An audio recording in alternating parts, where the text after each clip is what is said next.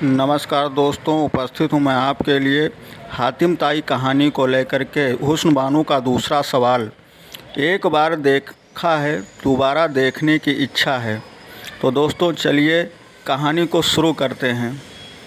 बने रहें हमारे इस वीडियो के साथ में और कहानी में बहुत ही इमोशनल फीलिंग आएगी आपको। का जाना और पहले सवाल का जवाब तलाश करके लाना। चला जा रहा राह में हातिम चतुर-सुजान, प्रभु के चरणों में दिया जिसे अपना ध्यान। चलते चलते हातिम एक विकट वन में पहुंचा तो देखा कि भेड़िए एक हिरनी पकड़ रखी है और उसे खाना चाहते हैं। हातिम को दया आई और भेड़िए को फटकारा, अरे दुष्ट, तू ये क्या करता है? देखो इसके थनों से दूध बह रहा है। यह किसी बच्चे की माँ है। तू एक साथ तो हत्या ना कर, या तू इसे खा जाएगा तो इसका बच्चा भूखा मर जाएगा। भेड़िया डर के मारे रुक गया और बोला, मैं जान गया कि अवश्य तो हातिम है, क्योंकि हातिम के सिवा और इतनी दया कौन कर सकता है। हिरनी को छोड़ कर देता है, परंतु मेरी भूख कैसे बुझेगी? अब हातिम ने भेड़िए से कहा, मैं भूख बुझाता हूँ। ऐसा कहकर तलवार से अपनी जंघों का मांस काटकर भेड़िए के आगे रख दिया, जिसको खाकर उसकी भूख बुझ गई। तब भेड़िया प्रसन्न होकर बोला, हे दयालु हातिम, तुम्हें कैसा जरूरी काम है जिसे तुम अपने घर को छोड़कर इस वन में आए हो? यह सुन हातिम ने वन आने का सारा कारण सुनाया और एक बार देखा है, दूसरी बार देखने की इच्छा है। इस सवाल को बताकर कहने लगा कि भेड़िए, मैं इसी के जवाब की तलाश में निकला हूँ। उसे सुन भेड़िया बोला, मैं कभी कभी वहाँ जाता हूँ। पुराने प्राणियों से पता मिला है कि उस स्थान का नाम वस्त्रवेदा है। जो कोई वहाँ पहुँचता है उसे सारे दिन यह आवाज़ सुनाई देती है। हातिम ने पूछा, वस्त्रवेदा कहाँ है? तब भेड़िया बोला, तुम इस ओर चले जाओ, कुछ आगे चलकर दो रास्ते पड़ेंगे, तुम दाहिने हाथ के रास्ते पर चल देना। ईश्वर की कृपा से तुम्हारी इच्छा पूरी होगी। हातिम कोस भर चलकर एक पेड़ के नीचे बैठ गया। उसकी कटी हुई जांघों से बड़ी पीड़ा होने लगी। वहीं एक गीदड़ की गुफा थी। सायंकाल नर मादा दोनों वहां पहुंचे तो गीदड़ी बोली, हमारी गुफा के पास कौन बैठा है? गीदड़ बोला, हे प्यारी, बहुत दिन पहले पुरखे कहा करते थे कि इस पेड़ के नीचे किसी दिन हातिम आएगा। यह अभी एक भेड़िए से हिरनी के प्राण बचाकर और अपनी जंघों के मांस से भेड़िए को भूख बुझाकर आया है। इस समय उसकी जांघों में बड़ी तकलीफ है और इसे वस्त्रवेदा पहुंचना है।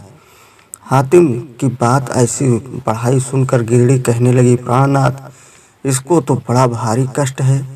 इस कष्ट में भला यह इतनी दूर कैसे पहुंचेगा? गीदड़ बोला, एक जीवन परिरूप उसके सिर का गूदा इसके घाव पर लगाया जाए तो घाव भर जाएगा, परंतु इसमें है बड़ी कठिनाई। उस परिरूप जानवर का सारा शरीर मोर का सा है और सिर मनुष्य के समान है। निवास उसका मजदन के वन में है। यह तू 7 दिन तक इसकी सेवा में अपना मन लगावे तो मैं उसके सिर का गूदा ला सकता हूँ। गिदड़ी बोली, तू जल्दी जाकर औषधि लाओ, मैं इसकी सेवा में लगी रहूँगी। इतनी बात सुनकर गीदड़ दौड़ा और मजदन के वन में पहुँच गया। देखता क्या है, परिरूप जानवर एक पेड़ के नीचे सो रही है। गीदड़ ने तत्काल उसका सिर अपने दांतों से काटा और अपने मुंह में दबाकर अपनी गुफा पर आ गया।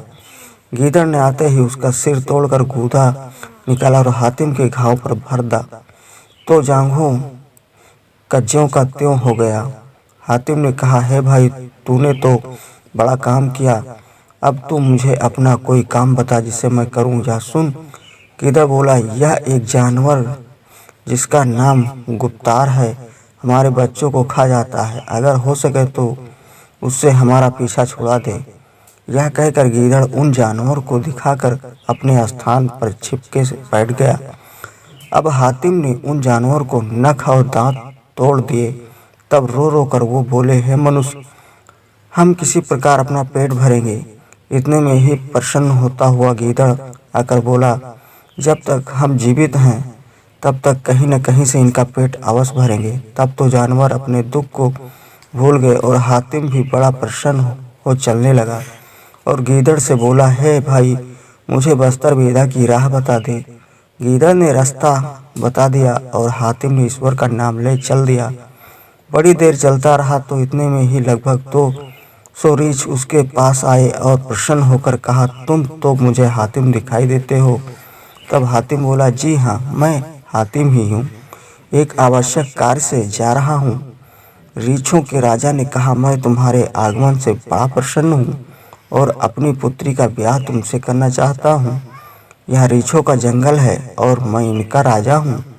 मेरी पुत्री तुम्हारे ही योग्य है, इसलिए तुम उसे स्वीकार करो, बड़ी कृपा होगी। यह सुन हातिम चुप हो गया और थोड़ी देर पीछे यूं कहने लगा, हे रीछराज, तुम जानवर हो और मैं मनुष्य हूँ, भला यह मेल कैसे मिल सकता है। रीछों का राजा बोला, रात्रि का आनंद पशु और मनुष्य दोनों का एक समान है, इसलिए तुम सारी चिंता को त्याग मेरे जमाता बनो। ऐसा कहकर सब रीछों की आज्ञा दे दी कि एक उत्तम स्थान में मेरी पुत्री को सजा कर लाओ। अपने राजा की आज्ञा अनुसार रीछों ने यह काम बड़ी शीघ्रता से कर दिया। रीछराज ने अपनी पुत्री का विवाह हातिम के साथ कर दिया। दोनों के रहने के लिए एकांत में स्थान बना दिया। रीछराज की पुत्री औरतों से महान सुंदर थी। उसे आनंद पूर्वक भोग विलास करने लगा और मेवा खा खा कर पेट भरने लगा। एक दिन हातिम अपनी पत्नी से कहने लगा, हे प्यारी, मैं ईश्वर की राह में झूठ बोलने को महापाप समझता हूँ। देखो, मैं एक बड़े आवश्यक काम के लिए जा रहा था, लेकिन तेरे पिता ने मेरे साथ तेरा विवाह कर दिया।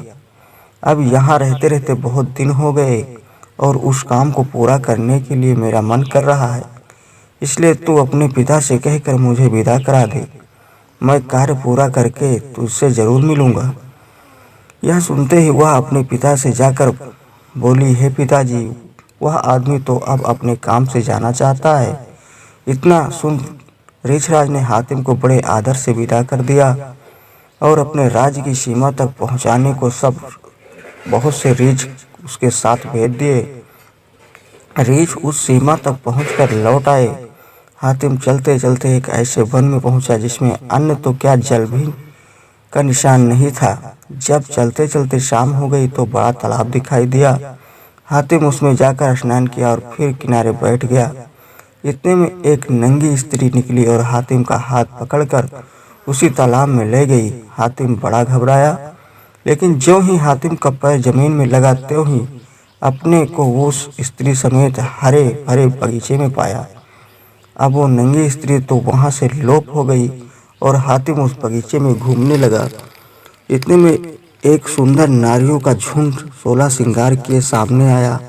हर एक सुंदरी हातिम को अपनी ओर खींचने लगी। वह सुंदरी हातिम को एक ऐसे मकान में ले गई जो जवाहरात से जड़ा हुआ था और उनके एक दलान में एक रत्नों से जड़ा सिंहासन बिछा था। जब हातिम उसके पास खड़ा हुआ तो वहाँ सब सुंदर स्त्री जो वास्तव में परियों थी उन तस्वीरों में जा मिली जो उस मकान की तस्वीरों की भांत दीवार से लटक रहा था। वह अचरज करने लगा कि हे भगवान, यह कैसी नारी है, और तत्काल ही तस्वीरों में जाकर समाई। कुछ देर हातिम के मन में यह बात आई कि जो होगा सो देखा जाएगा, सिंहासन पर तो बैठ लूं। तब हातिम उस पर बैठ गया। इतने में ही उन तस्वीरों में एक चंद्रमुखी सुंदरी संजीव को हातिम के सामने आकर खड़ी हुई। हातिम उसे देखकर मोहित हुआ, चाहा कि उसका हाथ पकड़कर छाती से लगा लूं, पर हातिम सावधान रहा और 3 दिन उसी सिंहासन पर बैठा रहा। जब रात होती तो उस स्थान पर कपूर बत्ती अपने आप जल उठती, बहुत अच्छा बाजा बजने लगता और चंद्रमुखी सिंहासन से नीचे खड़ी हो जाती। हातिम को देखकर मुस्कुराती थी। तब हातिम ने उस चंद्रमुखी का हाथ पकड़कर ऊपर खींचना चाहा। जैसे ही हाथ पकड़ा वैसे ही हातिम की छाती पर ऐसी लात मारी कि वह बेहोश हो गया। और जब थोड़ी देर में होश आया तो क्या देखा कि न तो वह सुंदर परियां हैं, किंतु एक सुनसान जंगल है जिसका कहीं आर पार नहीं है। यह देख हातिम ने जान लिया कि अवश्य यह बस्तर बेदा है। उस शब्द का आचरण करने वाला मनुष्य यहाँ होगा। एक बार देखा है दूसरी बार देखने की इच्छा है। लीजिए। अब तो वह आवाज़ हातिम के कानों में आने लगी। हातिम उसकी ओर चल दिया जिस ओर से आवाज़ आ रही थी। उसने कुछ दूर चलकर देखा कि एक बूढ़ा मनुष्य खाट पर बैठा है। हातिम ने उससे सलाम किया। वह बोला, क्या काम है? हातिम ने उत्तर दिया, मैं इस बात की तलाश में हूँ कि तुम जो पुकारते हो कि एक बार देखा है, दूसरी बार देखने की इच्छा है, इसका क्या कारण है? यह सुनकर बूढ़ा बोला, अच्छा तुम मेरे पास यहाँ आकर बैठो, मैं तुम्हें भेद बताऊंगा। हातिम उसकी आज्ञानुसार बैठ गया। रात हार्ड तो क्या हुआ कि अपने ही आप 2 रोटी और 2 गिलास पानी उस बूढ़े के पास आ गए। बूढ़े ने 1 रोटी 1 गिलास तो हातिम को दिया और 1 रोटी 1 गिलास आप ले लिया।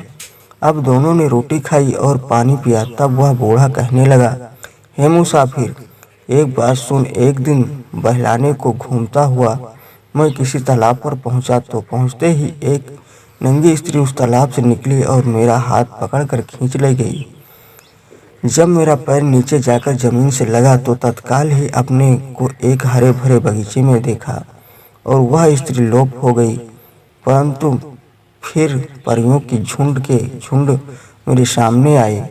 उन परियों ने एक रमणीक मकान में ले जाकर मुझे एक सुंदर सिंहासन पर बैठा दिया। एक चंद्रमुखी मेरे पास आई तो मैं मूर्छित हो गया। थोड़ी देर में होश आया तो ना रुका गया। मैं उसका हाथ पकड़ के अपनी ओर खींचा। तब उसने छाती पे ऐसी लात मारी कि मैं इस विकट वन में आ पड़ा। उसी दिन से यह दुर्दशा है। बहुत तेरा चाहता हूँ कि उस रमणीक स्थान की ओर उस चंद्रमुखी को दूसरी बार देखूं, परंतु कुछ दिखाई नहीं देता। ऐसा कहकर वह बूढ़ा पागल की तरह भागा और कहने लगा कि एक बार देखा है, दूसरी बार देखने की इच्छा है। यह सुन हातिम ने जान लिया कि यह विरह का सताया है। तब उसे पकड़कर बिठाया और कहने लगा कि बाबा, तू वहां पहुंच जावे तो खुश होगा। मैं तुझे उसी स्थान पर पहुंचाऊंगा, तेरी प्यारी से मिलाऊंगा। इतनी बात सुनकर बूढ़ा आदमी के हाथ साथ हो लिया। चलते चलते एक पेड़ के नीचे पहुंचा जो उस तालाब से थोड़ी दूर पर था। तब हातिम ने कहा, हे बाबा, जो तू अपनी प्यारी को देखना चाहता है तो उसका हाथ कभी न पकड़ना। वह तेरे आगे हाथ जोड़ खड़ी रहेगी, नहीं तो इसी जंगल में आना पड़ेगा। अब तू जा और उस तालाब के तीर पर खड़ा हो जा। यह सुनते ही बूढ़ा तालाब पर पहुंचा और नंगी नारी तालाब से निकली और झट से उस बूढ़े का हाथ पकड़कर पानी में ले गई और हातिम शाहबाद की ओर चलने लगा। कुछ दिन में शाहबाद आ गया। वहाँ हुस्न बानो के नौकर ने अपनी स्वामिनी को उसका संदेश सुनाया। यह सुनते ही हुस्न बानो ने पर्दे के बाहर कुर्सी बिछवा दी। हातिम उस पर जाकर बैठ गया। तब वह बोली, तुम क्या जवाब लाए? तब हातिम कहने लगा, हे सौदागर की लड़की, वहाँ एक बूढ़ा एक चंद्रमुखी के विरह का सताया था, जो वह आवाज़ लगाता था, एक बात तो देखा है, दूसरी बार देखने की इच्छा है। मैंने उसे उनकी प्यारी से मिला भी दिया। अब यह सब सुनाई ना देगा। यह सुन धाय और हुस्न बानो धन्य धन्य कहने लगे। तब हातिम सराय में गया और मुनीर शामी के पास 8 दिन विश्राम किया और 9वें दिन हुस्न बानो के पास आकर कहने लगा कि अब तुम दूसरा सवाल सुनाओ।